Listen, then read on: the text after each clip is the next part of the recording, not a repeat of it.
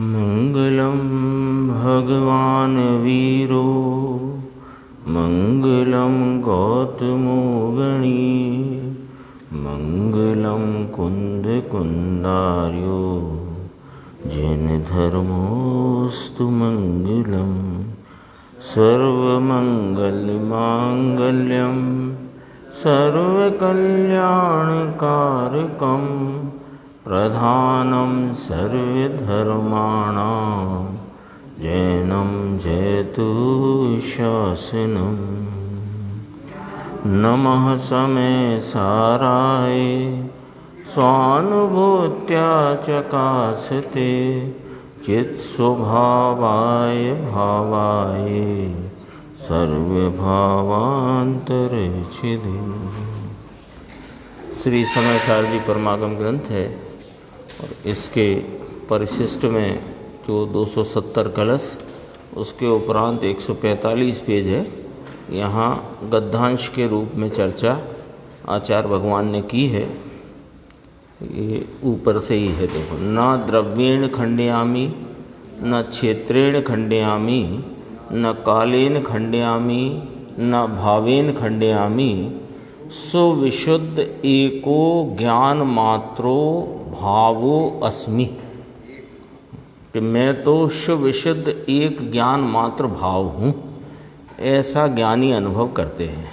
इसका देखो नीचे अर्थ है, अब ज्ञानी अखंड आत्मा का ऐसा अनुभव करते हैं, ऐसा आचार्य देव गद्य में कहते हैं कि ज्ञानी शुद्ध नय का आलम्बन लेकर ऐसा अनुभवते हैं कि शुद्ध नय का आलम्बन लेकर, यानी शुद्ध नय का विषयभूत जो त्रैकालिक अपना अभेद अखंड स्वभाव है, उस अखंड स्वभाव को अनुभवते हैं। जो पीछे के कलश में बात आई थी, अनिराकृत खंडम अखंडम, जो एक एक नय से देखने पर एक एक गुण को देखा जाए तो एक एक नय से देखने पर उसमें खंड पड़ते हैं, और ऐसे खंड रूपता से देखे जाने पर वस्तु नाश को प्राप्त होती है।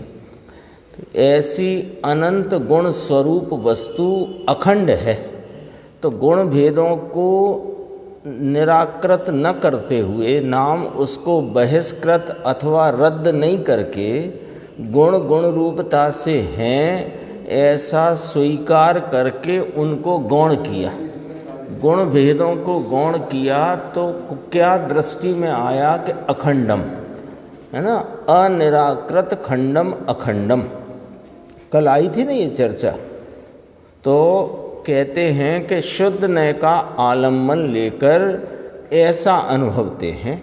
तो शुद्ध नय का विषय तो त्रिकाल अभेद अखंड एक रूपता है, तो उस एक रूपता को अनुभवते हैं। तो उसको अनुभवते हैं तो उसका विस्तार यहाँ कहा। अनुभवते हैं तब ये विस्तार नहीं है, न विचार में न विकल्प में, लेकिन वह कैसा अनुभवते हैं ये कथनी यहाँ पर अपने सामने है। देखो, मैं मुझे अर्थात मेरे शुद्धात्म स्वरूप को नहीं खंडता, खंडित नहीं करता, नहीं द्रव्य से खंडता, नहीं क्षेत्र से खंडता, नहीं काल से खंडता, नहीं भाव से खंडता। यानी वास्तव में शुद्ध नय का विषयभूत यानी कि मैं जो अनुभव का विषयभूत है, जो श्रद्धा का श्रद्धेय रूप है, जो ध्यान का ध्येय भूत है, उसमें ना तो द्रव्य से कोई खंड पड़ता, न क्षेत्र का कोई खंड है, न काल से कोई खंड है, न भाव से कोई खंड है। यानी मैं अखंड एक द्रव्य हूँ और क्षेत्र नाम असंख्यात प्रदेशी अखंड हूँ, और त्रैकालिक रहने वाला, इसमें कोई काल का खंड नहीं पड़ता कि भूतकाल, भविष्यकाल, वर्तमान। क्यों कि काल का भेद पड़े वो पर्याय में पड़ता है। मैं तो उस पर्याय के भाव से रहित एक त्रैकालिक वस्तु हूँ, तो काल से भी खंड नहीं पड़ता। और ज्ञान, दर्शन, सुख, चारित्र, वीर इत्यादि भाव से भी मेरे में कोई खंड पड़ता नहीं। तो कहा कि न द्रव्य से खंडता, न क्षेत्र से खंडता, न काल से खंडता, न भाव से खंडता।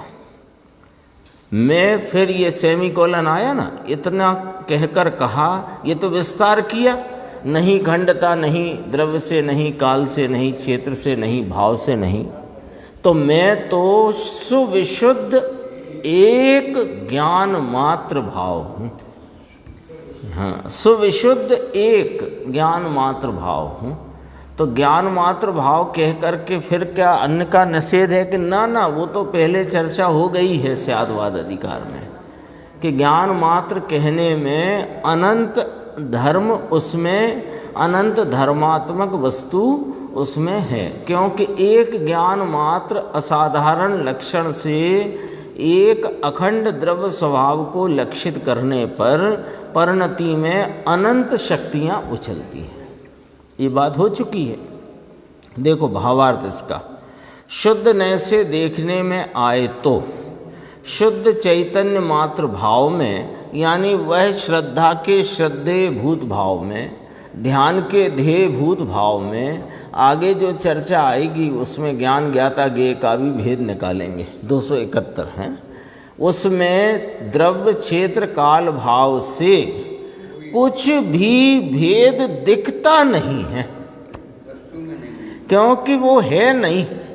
और मैं जिसे देखता हूँ वहाँ क्षेत्र का कोई भेद नहीं, काल का भेद नहीं, भाव स्वभाव का कोई भेद नहीं, द्रव्य का कोई भेद नहीं। द्रव्य का भेद कैसा होता है कि ये अनंत स्वभाव स्वरूप द्रव्य, उनका आश्रय भूत में, ये भी भेद है। अनंत गुणों के भेद वे भाव भेद, और अनंत भावों का आश्रय भूत में द्रव्य, ये द्रव्य भेद। द्रव्य से खंडता नहीं ना। द्रव्य का द्रव्य में कैसा भेद कि द्रव्य का द्रव्य में ऐसा भेद कि ये मैं द्रव्य हूँ, अनंत गुणात्मक अनंत गुण स्वरूपों का मैं आश्रयभूत द्रव्य हूँ, ऐसा भी भेद रूपता है। ये ऐसे देखना भी गुण भेद, क्योंकि अनंत गुणों का आश्रय, एक तो गुण भेद स्वयं, फिर उन गुणों का आश्रयभूत में द्रव्य। तो गुण और द्रव्य दो हो गए कि नहीं, एक आश्रयभूत और एक आश्रित। वो अनंत गुण मेरे आश्रित हैं, मैं आश्रयभूत हूँ, ये भेद हो गया द्रव्य का भेद। तो मेरे को तो द्रव्य का, क्षेत्र का, काल का, भाव का कोई भेद दिखता नहीं, क्योंकि मेरी दृष्टि, मेरा उपयोग का वर्तमान प्रकट परिणाम जिस विषय को विषय करता हुआ वर्तता है, उस विषय में मुझे कोई भेद दिखाई देता नहीं है, नहीं भेद। यहाँ अब ऐसा कहेंगे, है नहीं भेद। इसलिए ज्ञानी अभेद ज्ञान स्वरूप अनुभव में भेद नहीं करते। हाँ, वस्तु के विवक्षा में, कथनी में, विचार में, निर्णय की भूमिका में सब भेद यथा स्थान है। त्रिकाल कहना भी तो भेद है।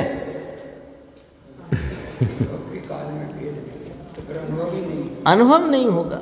अनुभव का विषय, श्रद्धा का विषय, ध्यान का विषय, उसमें अभेदता एकमात्र लक्ष्य में लेकर मैं अपने ज्ञान स्वरूपी आत्मा को अनुभव करता हूँ, तो अनुभव में भेद नहीं करता। अनुभव क्या है? ज्ञान की पर्याय है। अनुभव में भेद नहीं करता। ठंडाई का उदाहरण आता है, है ना। इसका देखो गुरुदेव का, अपन नीचे देखते हैं, बीच में देखना, कहते हैं शुद्ध नय। शुद्ध नय यानी एक रूप वस्तु। शुद्ध नय उस वस्तु को देखने वाला ज्ञान का अंश है, और शुद्ध नय का जो विषय है वो भी शुद्ध नय कहलाता है। 11वीं गाथा में ये बात आ चुकी है। तो मैं शुद्ध नय यानी एक रूप वस्तु को देखते, द्रव्य से नहीं खंडता, यानी कि द्रव्य उस द्रव्य में फिर क्षेत्र जुदा, काल जुदा, भाव जुदा, ऐसा खंडता नहीं। द्रव्य में सब एक रूप आ जाता है, एक रूपता है। दरअसल यहाँ पर आश्रित और आश्रयभूत का भी भेद नहीं, काल का नहीं, भाव का नहीं, क्षेत्र का नहीं, है ना। लोक प्रमाण, असंख्यात, प्रदेशी, ये तो भेद की बात है। इसको जब अपने वो जो पशु वाले कलश थे उसमें इसको पर क्षेत्र कहा, किसको? अपने ही असंख्यात प्रदेशी क्षेत्र में ये प्रदेश मेरे असंख्यात प्रदेशी, ऐसा भेद वह पर क्षेत्र में गिना। तीन काल के भाव की जो तीन काल रूपता वो पर भाव, पर काल में डाला। गुण भेद को पर भाव कहा, और अपने ही द्रव्य में ये गुण, गुण और गुणी, ऐसा ये द्रव्य का, ये पर द्रव्य था। ये तो गुरुदेव ने कहा ये ग्रंथादिराज है। ये इस भरत क्षेत्र में कोई अनुपम भेंट महाविदेह से आचार्य कुंद कुंद भगवंत के हाथ अपने को आई, और फिर टीकाकार भी कोई 1000 वर्ष बाद ऐसे निकले कि मानो उनके हृदय में प्रवेश कर गए। उसकी टीका भी कोई अद्भुत करी। तो कहते हैं ये अंतिम कलश है, और सार में सार छेले कलश है एकदम। यानी अब तक अपन ने जो सोचा, समझा, विचार किया, जो इसमें निर्धारण किया, उन सब का यहाँ पर एकदम अंत में वो जो कुछ भी अपने यहाँ चित्त में बैठा है उस सब का यहाँ पर समझो सारांश, उपसंहार रूप बात चलती है। द्रव्य से नहीं जुदा पाड़ता, क्षेत्र से नहीं खंडता, और इसका क्षेत्र जुदा, द्रव्य जुदा, ऐसा नहीं। इसका ये द्रव्य, इसका ये क्षेत्र, इसका ये काल, इसका ये भाव है, ऐसा ये भाव नहीं रखता मैं। ये वस्तु एक है, अभेद, ऐसा लिया।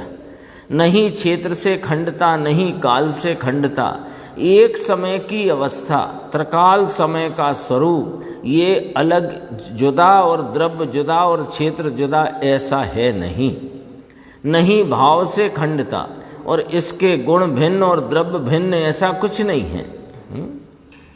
कोई भी एक बोल से ले तो चारों इसमें आ जाते हैं। दृष्टांत दिया है पंडित बनारसी दास जी का, बहुत अच्छा दृष्टांत है, अपने को ये बात समझने के लिए बहुत महत्वपूर्ण है। देखो दृष्टांत दिया था आम का, आम का दृष्टांत दिया बनारसी दास जी ने 270 कलश के संदर्भ में, कि चार आत्म द्रव्य क्षेत्र भाव से अखंडित है। द्रव्य से एक रूप है, क्षेत्र भी इसका यही है, काल भी एनो ये छे, और भाव भी इसका ये है। तो देखो ये पंडित जी का है, जैसे पाकू आम्र फल, पाके चार अंश रस, जाली गोठली छिलक जग मानिए। रस, जाली, गोठली और छिलका, ऐसे आम होता है ना, तो आम में रस और उसकी जाली और उसकी गुठली और ऊपर का छिलका, ऊपर से चलते हैं, छिलका, जाली, रस और गुठली, ऐसे आम के चार भाग करें तो का ऐसे नहीं बनता है। ऐसे नहीं देखो जैसे पाकू आम्र फल, पाके चार अंश, ये पका हुआ आम फल चार अंश रूपता से पकता है ना। उसमें जाली भी पक गई, गुठली, छिलका और रस सब पका है ना, सब पका है कि नहीं पका। तो लेकिन फिर कहा, एबू तो ना बने ऐसे बने जैसे आम नथी, रूप रस गंध अखंड प्रमाणीय। ये चार लो, रूप रस गंध वर्ण, है ना, ऐसे चार, इनको अखंड रूप में वर्ण आ गया, रस गंध स्पर्श, रूप रस गंध स्पर्श, तो ऐसे अखंड प्रमाणीय। देखो आगे ले लिया, आम का रूप गंध रस और स्पर्श, जो देखो तो एक चीज हो, ये सब एक ही तो है। ये बधु भेगुच्छ है। आम में कौन ऐसे देखता है, ये तो आम है, बस पका हुआ आम, उसमें स्पर्श। अभी देखो अपन ने आम के संदर्भ से बात करी तो जाली गुठली छिलका रस जाली गुठली ऐसे चार लिए ना, रस वैसे छिलका ले बाहर से, छिलका जाली रस और गुठली, है ना। तो ये ऐसे नहीं है भैया, आम तो आम है। फिर आम में चार भाव, उसका रूप पीला, गंध उसकी, उसमें मीठा रस और स्पर्श में मुलायमियत, ये सब है। लेकिन ये सब भी अखंड अभेद एक है, वह आम है ना।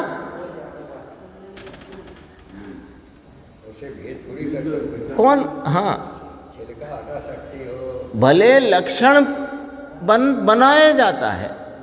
आम खरीदने गए तो पीला पीला हो, मुलायम हो, ऐसे आप लक्षण भले बनाओ, लेकिन आम तो ऐसे चार भेदों वाला नहीं है ना। आम तो आम है। हाँ, देखो आगे नीचे कहते हैं, आम के फल में रस अलग, जाली अलग, गुठली अलग, छिलका अलग, ये चार अंश हैं। ऐसे पदार्थ में द्रव्य क्षेत्र काल भाव चार अंश हैं, ऐसा तो नहीं है। समझ में आया। कैरी में एक मीठा रस है, एक जाली होती है ना, जाली वाली कैरी, गुठली और छिलका, ऐसे चार अंश हैं, ऐसे नहीं। ये तो चार भाग पड़ गए, एक आम ना रहा ये।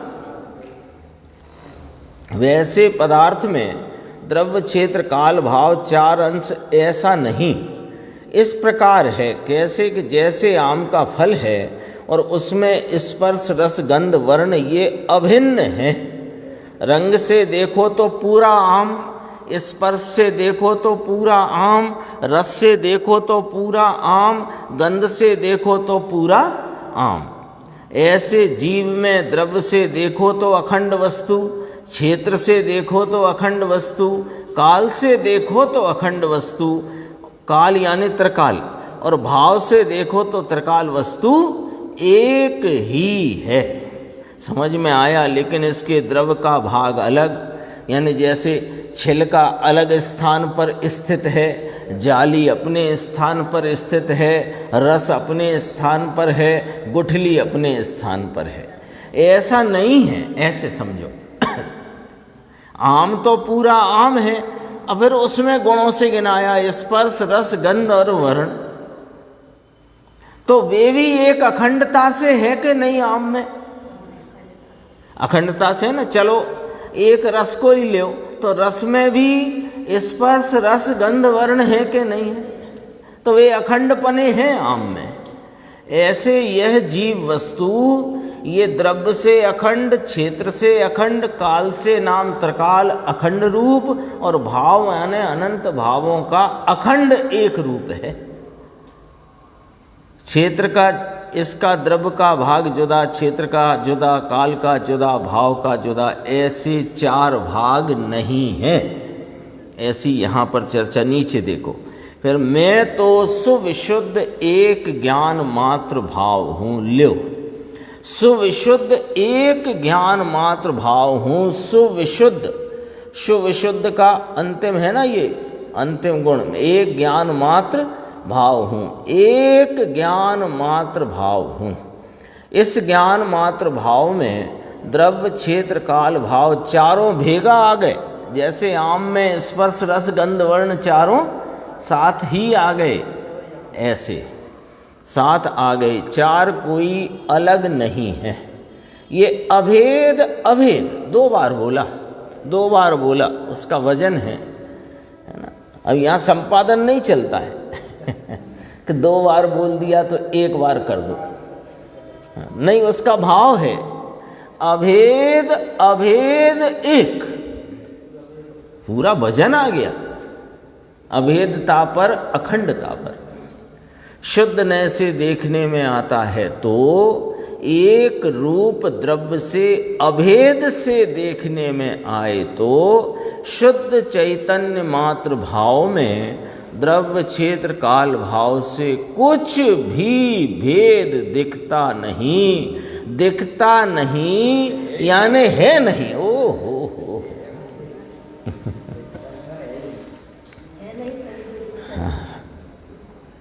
कहे कि भेदा भेद स्वरूप वस्तु है, तो भाई भेदा भेद स्वरूप वस्तु तो इसलिए कही, पंडित जी ने स्वयं स्पष्ट किया है, टोडरमल जी साहब ने।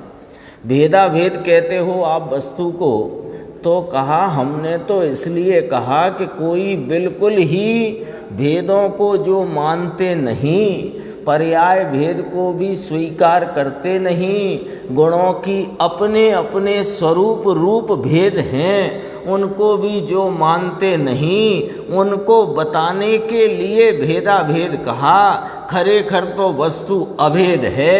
ये तो आचार्य कुंद कुंद भगवान ने 7वीं गाथा में स्पष्ट ही कर दिया है।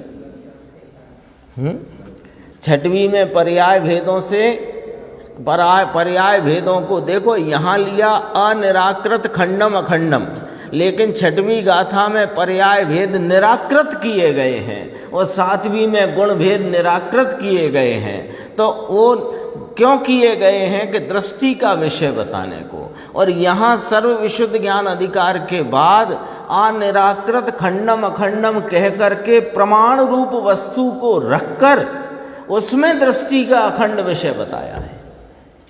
समझना बात को, लगेगा ऐसा कि ये क्या हो गया। 6वीं गाथा में समस्त प्रमत्त कह करके सर्व पर्यायों को निराकृत निषेध रद्द बातल कर दिया, और ज्ञान नहीं, दर्शन नहीं, चारित्र नहीं कह के 7वीं गाथा में सर्व गुण भेदों को रद्द बातल कर दिया, निराकृत कर दिया, बहिष्कृत कर दिया। लो काम तो 12 गाथा में किया। वास्तव में सच कहें तो 6वीं, 7वीं, 11वीं और 12वीं 4 गाथाएं हैं, बस हो गया पूरा समय सार। प्रारंभ की 4 गाथाओं में तो बताया कि कहना क्या है। पहले में मंगलाचरण कहा, दूसरे में क्या कहना है स्वय समय पर समय, तीसरे में सर्वत्र सुंदर लोक में ये एक आत्मा है, फिर चौथे में बात कहकर 5वें में कहा मैं कहूँगा और तुम अनुभव से प्रमाण करना, और 6वें 7वें में कह दिया। तो 8वें 9वें 10वें में क्या किया कि 8वें में व्यवहार बताया, 9वें 10वें में व्यवहार का स्वरूप समझाया। और खरेखर तो जोड़ तो सीधा आया, 6वीं 7वीं गाथा कही और 11वीं कही, और 12वें में चरणानियोग बता दिया। ते काले जाने लो प्रयोजनवान है, हो गया बात इतनी। तो फिर यहाँ क्यों ऐसा कहा 270 कलश में कि अनिराकृत खंडम अखंडम, यहाँ क्यों ऐसी बात कही कि यहाँ पर भैया इस प्रकार कही कि प्रमाण स्वरूप वस्तु को रखा है ना। तो वो प्रमाण स्वरूप वस्तु गुण पर्याय स्वरूप है, ये बात रख कर के गुण पर्यायों को गौण कराया और अखंडम एक अभेद। इसलिए ये गद्यांश बाद में रख दिया यहाँ पर। ये गद्यांश के द्वारा ये बात उन्होंने यहाँ पर प्रकट कर दी कि है नहीं। देखो 270 कलश के बाद ही तो है ये गद्यांश जयकुमार भाई साहब। उसमें कहा अनिराकृत खंडम अखंडम, और यहाँ कह दिया है नहीं। थोड़ा इसकी बारीकी को पकड़ना है अपने को। कोई इसमें कोई बहुत ज़्यादा उसको मचाना नहीं है, विषय को पकड़ लेना है कि बात क्या है।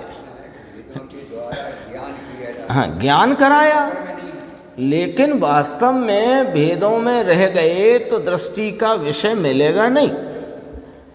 और मैं तो अपने आत्मा को ऐसे लिखा ना, यहाँ पर अपन ने पढ़ा था, मैं शुभ शुद्ध, देखो शब्द वही पढ़ते हैं अपन, हाँ ये लिखा, ज्ञानी अभेद ज्ञान स्वरूप अनुभव में भेद करते नहीं। एक सुविशुद्ध शब्द आया था ना, हाँ, सुविशुद्ध एक ज्ञान मात्र भाव हूँ, अर्थ किया इसका। और ये का यही गद्यांश आचार्य अमृतचंद्र भगवान ने प्रवचन सार में भी दिया है। न द्रव्येण खंड्यामी, न क्षेत्रेण खंड्यामी, न कालेन खंड्यामी, न भावेण खंड्यामी, वहाँ भी लिया यही। देखो यहाँ गुरुदेव श्री ने क्या फरमाया, अपन उस पर विचार करके, आराम से विचार करके अपने को बात पकड़ना है, विचारों को नहीं पकड़ना। देखो, देखाता नहीं यानी है नहीं, समझ में आया, भारी ऐसा धर्म, कितना वजन है यहाँ पर, है नहीं, है नहीं। तो द्रव्य क्या पर्याय और गुणों के बिना का है? ना ना ना भाई, रुको रुको रुको, उसकी वर्तमान व्यक्तता पर्याय है। व्यक्तता में जो अनेकों भाव व्यक्त हैं वे उसके गुण हैं, लेकिन इन सब स्वरूप रूपता से वस्तु एक अभेद है। और वो दृष्टि का विषय है, वो श्रद्धा का श्रद्धेय है, वो ध्यान का ध्येय है। वहाँ तब निर्विकल्पता या धर्म ध्यान का प्रारंभ उस विषय को विषय बनाने से होता है।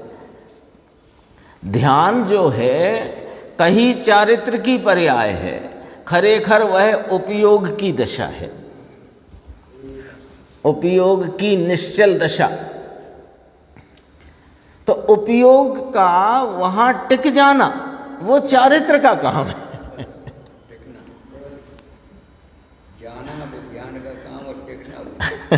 वो चारित्र, वहीं टिकना, एकाग्रता, एकाग्रता।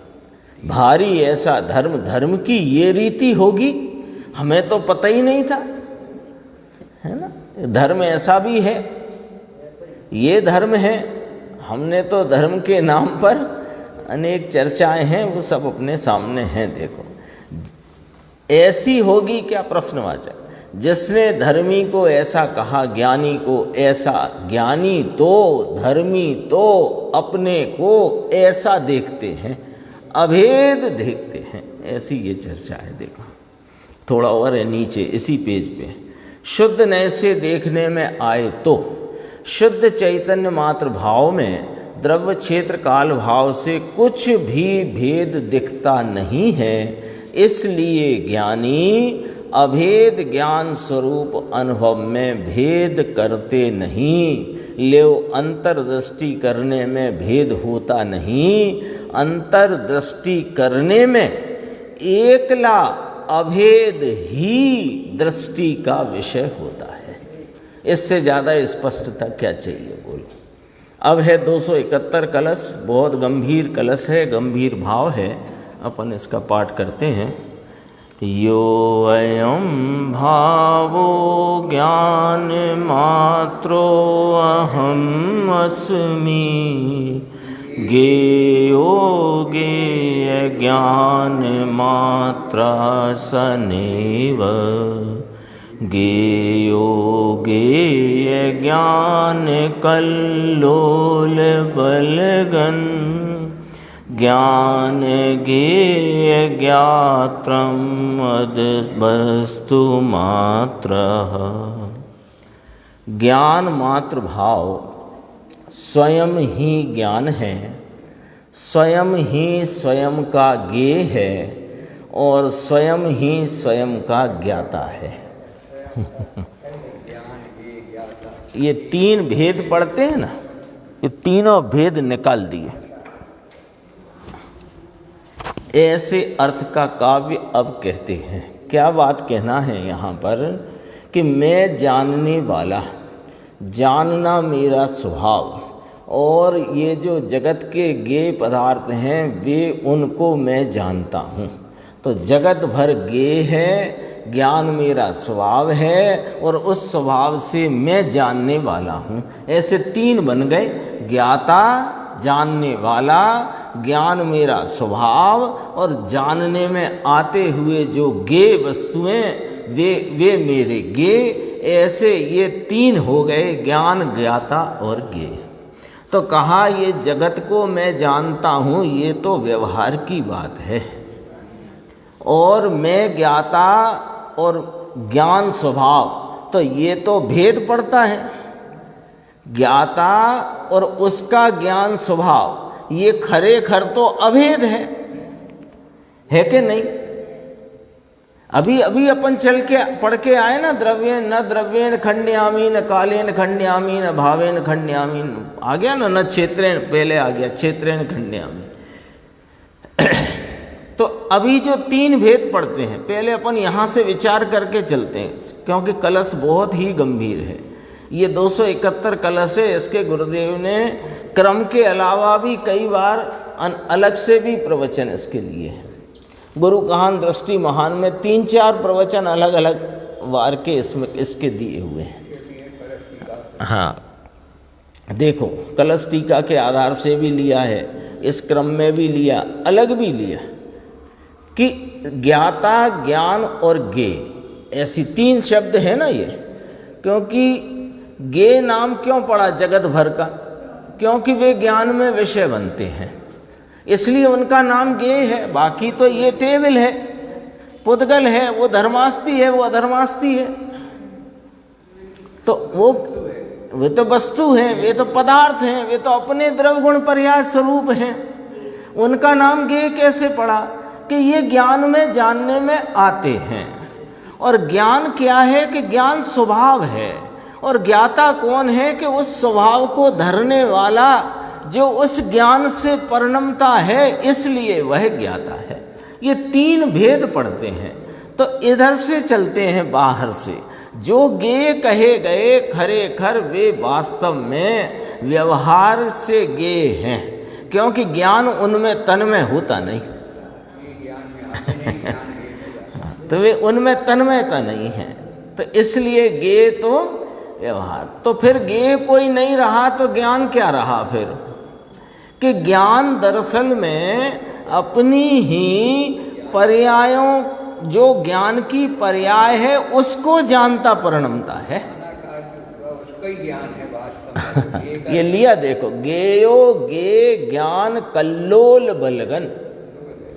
ज्ञान की जो कल्लोल, ज्ञान का जो जानता परिणाम, वो उसे ही जानता है, ज्ञेयों को तो जानता ही नहीं है। तो वो परिणाम ज्ञान की कल्लोल और ज्ञान स्वभाव और स्वभाववान खरेखर तो एक ही है। बोलो एक हुआ कि नहीं हुआ? द्रव्य गुण पर्याय, एक ज्ञाता द्रव्य, ज्ञान उसका गुण और ज्ञान की कल्लोल उसका ज्ञेय। तो ज्ञाता आत्मा, ज्ञान जो उसका स्वभाव और स्वभाव का परिणाम, तो ये तीन एक ही तो हैं। वैसे देखा जाए तो आँख में पर को नहीं देखती है।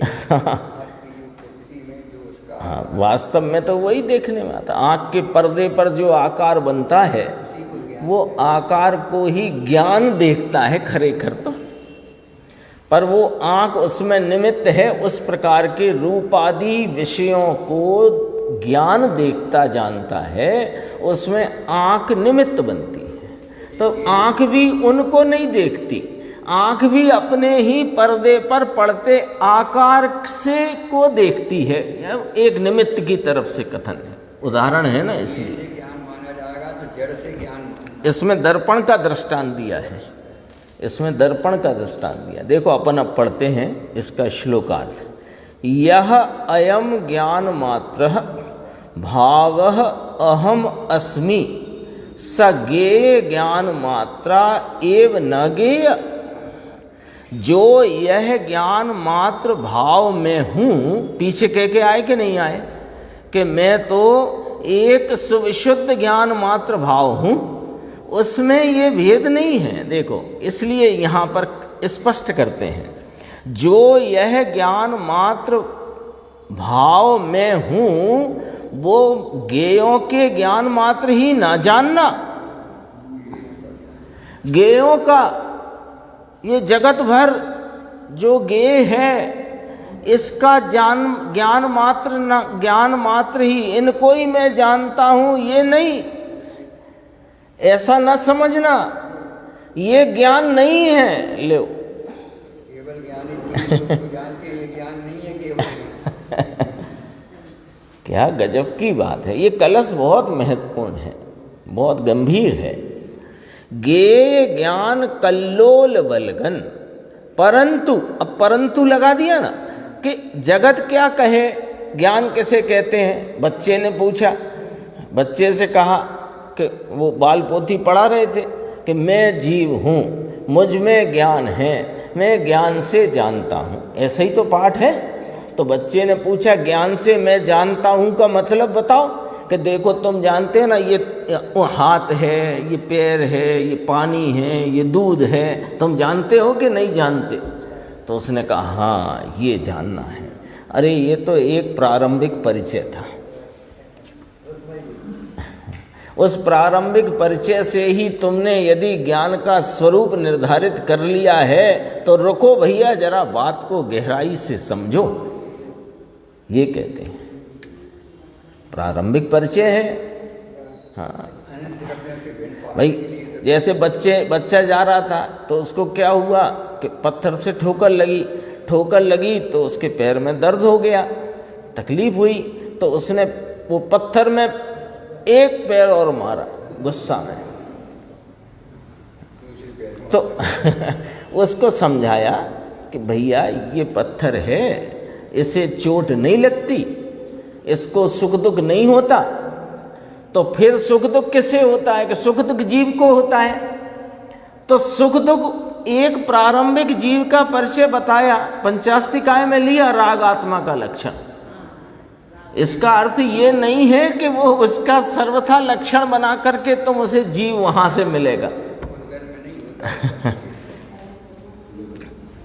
ऐसे ज्ञान किसे कहते हैं कि ज्ञान जो पदार्थों को, जगत के पदार्थों को जाने, उसे ज्ञान कहते हैं। लेकिन रुको भैया, रुको, यहाँ एकदम रोक दिया कि जो यह ज्ञान मात्र भाव में हूँ वह ज्ञेयों के ज्ञान मात्र ही न जानना।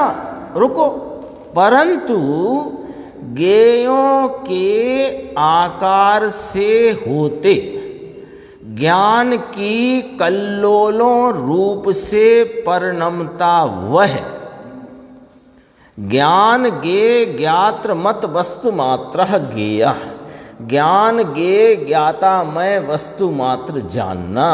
लो, ज्ञेय ज्ञान मात्र हूँ, ऐसा मैं हूँ, तो ये जगत को जानने वाला ज्ञान वह मैं हूँ कि ना, रुको रुको रुको, उन ज्ञेयों के आकार के अनुरूप परिणमता मेरा ज्ञान परिणाम खरेखर तो वो ज्ञेय है, उसको मैं अपने ज्ञान स्वभाव से जानता हूँ, ऐसा ज्ञान मात्र भाव में हूँ। तो इसमें वो तीन भेद खत्म कर दिए। ज्ञेयों का भेद पड़ता था और ज्ञान स्वभाव और स्वभाववान, वो भेद भी नहीं रखते। देखो, स्वयं ही ज्ञेय और स्वयं ही ज्ञाता, ये रह गया ऊपर, देखो, अर्थात स्वयं ही ज्ञान, स्वयं ही ज्ञेय और स्वयं ही ज्ञाता। ऐसे ज्ञान ज्ञेय ज्ञाता रूप तीनों भाव सहित वस्तु मात्र जानना। ले, ये अभी प्रमाण स्वरूप वस्तु रख दी, और प्रमाण स्वरूप वस्तु रखकर उसमें जो वस्तु का अखंड भेद भाव है वो दृष्टि का विषय है, और उसे जिसने आलम्बन लेकर उसको विषय बनाया है वो उसका प्रमाण ये है, उसकी प्रमाण स्वरूपता ये है। देखो, प्रमाण स्वरूप वस्तु है ना, तो दृष्टि का विषय जब उसने अभेद अखंड एक विषय को किया तो प्रमाण कहीं चला नहीं जाता है, हाँ गौण होता है। तो उसमें आता है प्रमाण अस्त हो जाता है, कलश में आता है, और नए हमको दिखाई देते नहीं। कलश में आता है अस्त हो जाता है, यानी कि प्रमाण चला नहीं जाता, मिट नहीं जाता, लेकिन हमको दिखाई नहीं देता है। अब यहाँ इसको प्रमाण स्वरूप लेना, क्योंकि अभी अपन भावार्थ पढ़ते हैं तो बहुत स्पष्टता उसमें बहुत अच्छी है। ज्ञान मात्र भाव जानन क्रिया रूप होने से ज्ञान स्वरूप है, ठीक है, और वह स्वयं ही नीचे प्रमाण से ज्ञेय रूप है। नीचे प्रमाण से माने आगे जो कहा जा रहा है उस रूप से वो ही ज्ञेय है, वो ही ज्ञान है और वही ज्ञाता है। देखो, बाह्य ज्ञेय ज्ञान से जुदा है ज्ञान में वे प्रवेश पाते नहीं हैं। ज्ञेयों के आकार की झलक ज्ञान में आने पर ज्ञान ज्ञेयाकार रूप दिखाई देता है, परंतु ये ज्ञान की ही कल्लोलें यानी तरंगें हैं, वे ज्ञान की ही तरंगें हैं, ज्ञान की ही कल्लोलें हैं, ज्ञान का ही ज्ञानाकार भाव है, ज्ञेयाकार हुआ ही नहीं। कोई उदाहरण जैसे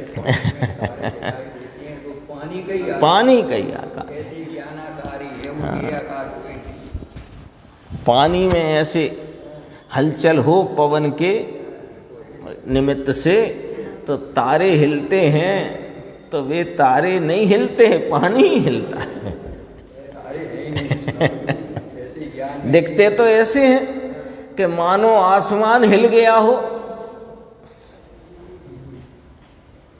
क्या गजब, क्या वस्तु का स्वरूप है। वह ज्ञान कल्लोलों, ज्ञान कहाँ था, यहाँ था, ज्ञेयों की आकार की झलक ज्ञान में आते ज्ञान ज्ञेयाकार रूप दिखाई देता है। गुरुदेव ने दर्पण का यहाँ दृष्टांत दिया है। दर्पण है तो दर्पण की स्वच्छता का परिणमन है ना, वो दर्पण के स्वच्छता के स्वभाव की ही तरंगे हैं, कल्लोलें हैं। यहाँ कल्लोल शब्द लिया है इसलिए, तो उसमें जो कुछ भी झलक रहा है बिंबों का आकार, वो बिंबों का आकार नहीं है, खरेखर तो वह दर्पण आकार भाव है, दर्पण का ही आकार है, दर्पण का ही परिणाम है। कौन सा, वहाँ अग्नि जलती है तो यहाँ कौन सी अग्नि आ गई है, और गर्म भी नहीं हुआ है और जला भी नहीं है। एक साथ अग्नि भी देखे और पानी भी देखे तो एक साथ दिख रहा तो दिखे, वहाँ दिखे ऐसा कि ऊपर से पानी झरता हुआ, नीचे से अग्नि जलती हुई, दोनों दिखे, वो दरअसल में दर्पणाकार है। ये पकड़ना, यहाँ देखो, ये ज्ञान के ही कल्लोलें नाम तरंगे हैं। अब देखो, उन ज्ञान कल्लोल, वे ज्ञान कल्लोलें ही ज्ञान द्वारा जानने में आती हैं, ज्ञेय नहीं। जगत के पदार्थ जानने में नहीं आते, जगत के पदार्थों के आकार के अनुरूप परिणमित अपना ज्ञानाकार ही उस ज्ञान के द्वारा जानने में आता है। यानी ज्ञानाकार जो ज्ञेयों के आकार के अनुरूप परिणमित ज्ञानाकार को जानता परिणमता है ज्ञान, और ज्ञान परिणमता है माने ज्ञाता परिणमता है। वो तो एक ही है ना, वस्तु ही परिणमती है। देखो, ज्ञान कल्लोलें, वे ज्ञान कल्लोलें ही ज्ञान द्वारा जानने में आती हैं। इस प्रकार क्या निकल के आया, निकल के क्या आया, स्वयं ही स्वयं से जानने में आने योग्य होने से ज्ञान मात्र भाव ही ज्ञेय रूप है।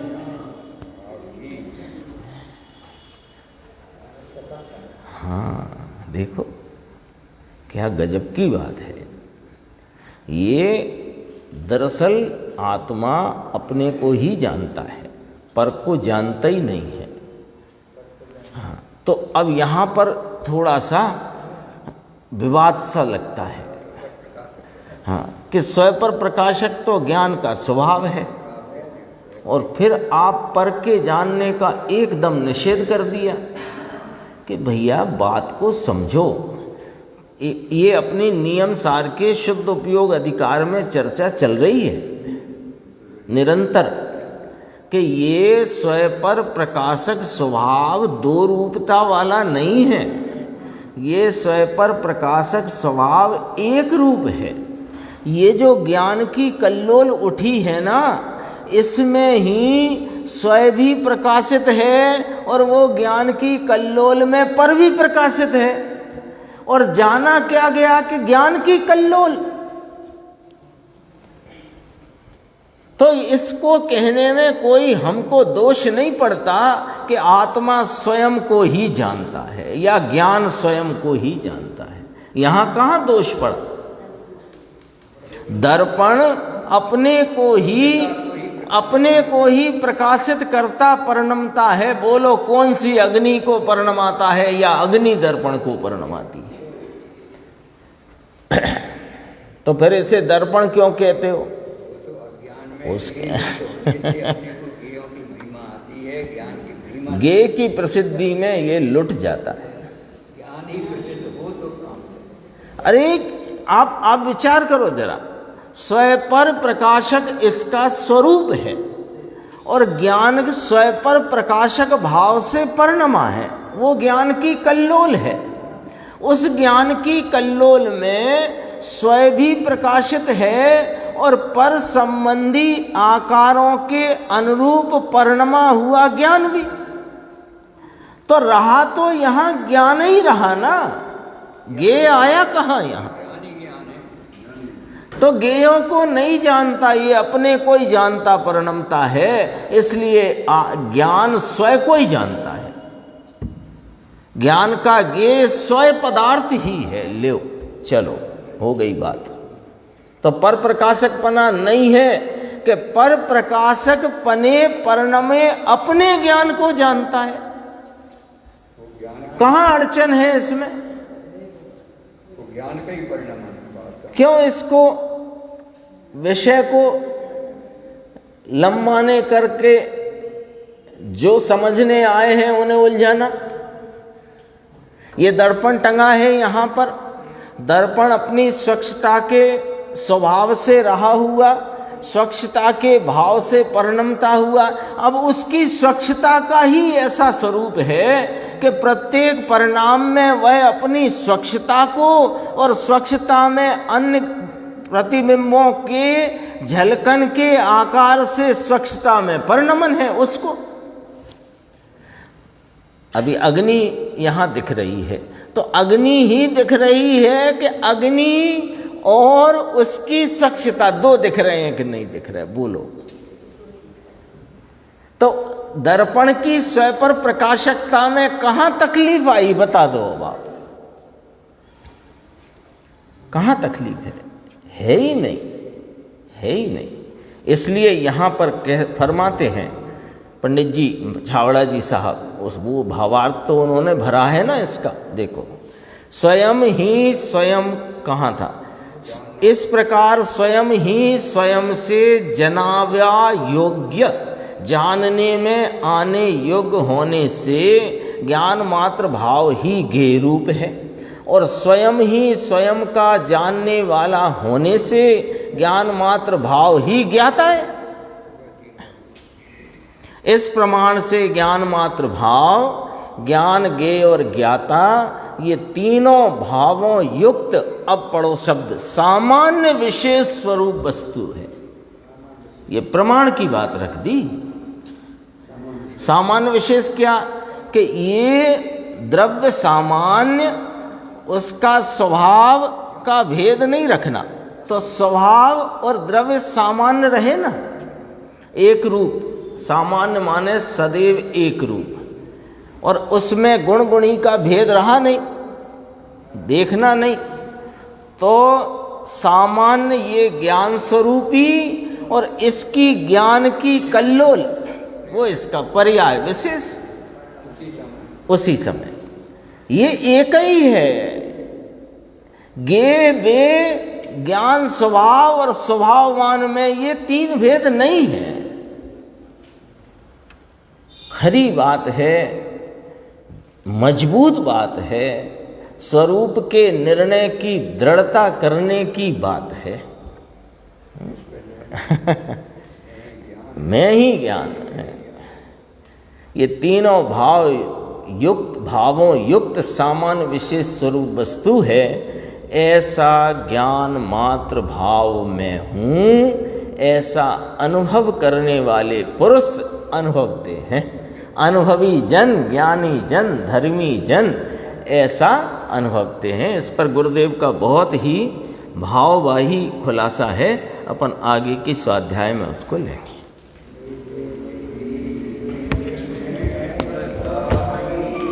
यह अनंत का